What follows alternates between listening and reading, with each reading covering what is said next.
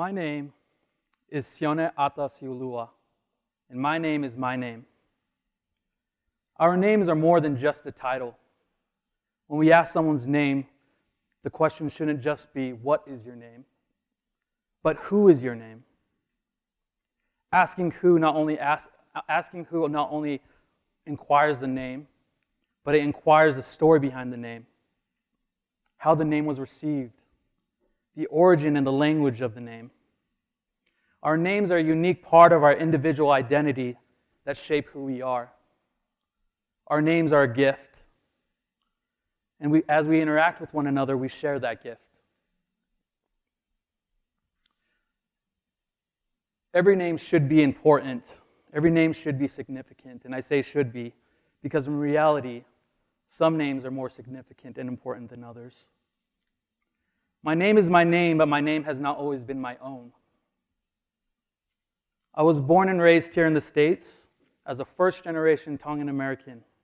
My parents migrated here from the friendly islands of Tonga, located in Polynesia in the South Pacific. Growing up, I realized that a distinct part of my identity that often stood out more than the others was my name. It has been a distinct part of my identity that has brought feelings of shame, embarrassment, and rejection. At an early age, I realized that my name was unique from many of my peers. The first day of school was always the worst day of school. The teacher would call the roll and I would get anxious. My body would tremble because I knew of the interaction that was about to occur. The teacher would call the roll. John Scott Ellsworth. Here. Brandon Forsey. Here. Kate Peterson. Made that one up. Here. Oh. That's an interesting name. Sione ata Siulua. Here. Did I pronounce that correctly? Sione ata Siulua, but I go by my middle name, Ata. Ata? Ata. Ata. Is there another name that you go by? My name is my name. Now, I'm not here to condemn every single person that has mispronounced my name because we all mispronounce names. What I am here to do is to bring to light the reality that our names have privilege. The story that I shared is all too familiar to those who have a unique name that is outside of the norm. These offensive comments, actions, and perceptions are an example of the microaggressions that we often face. Microaggressions that are subtle, indirect, usually unconscious, that maintain the status quo of an oppressive societal structure. Our language and perceptions that we have of each other often perpetuate and influence how we define and view ourselves. It is our language and perception, actions and perceptions that we have of each other that give us a false, unrealistic expectations of who we are to be. And it is these false, unrealistic expectations of who we are to be that creates this box of normalcy. Everything and everyone inside this box is a representation of what it means to be normal, what it means to fit in. Everyone outside of the box is deemed as outcasts, outsiders, and different. So when our language, actions, and perceptions of a person's name identity is dismissive, invalidating, and microaggressive, what we're telling that individual is that their name is unimportant, that their name is insignificant, that their name is invisible. When our language, actions, and perceptions of a person's name identity is dismissive, invalidating, and microaggressive, we make these individuals feel feelings of shame, embarrassment, and rejection. And when our language, actions, and perceptions of of a person's name identity is dismissive, invalidating, and microaggressive, that identity is taken from them. They fall into a state of identity crisis, and their name identity becomes lost. And I lost my name identity for a long time, and my name was not my name.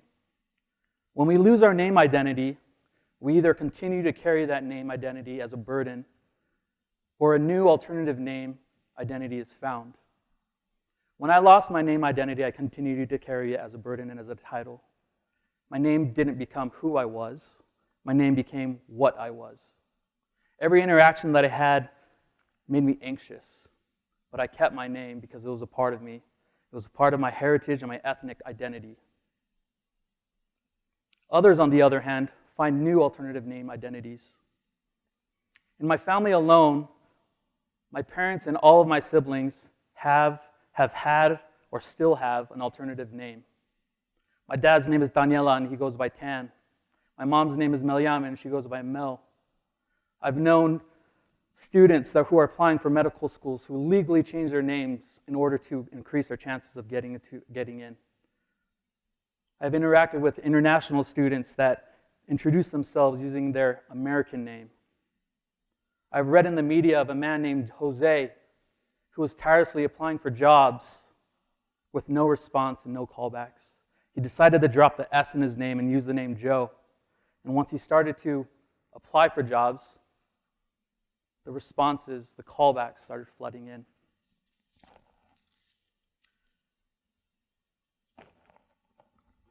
The changing of names has become a societal norm that I call suitification.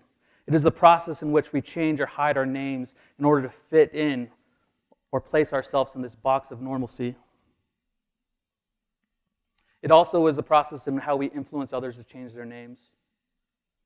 Suitification is derived from the word pseudonym, the root word pseudo, meaning not genuine, deceptive, artificial. This is the reality of the privilege in our names, the reality of having to change who we are, hide who we are in order to satisfy this false unrealistic expectations that we have of ourselves. So now I ask the questions: how do we eliminate the privilege in our names?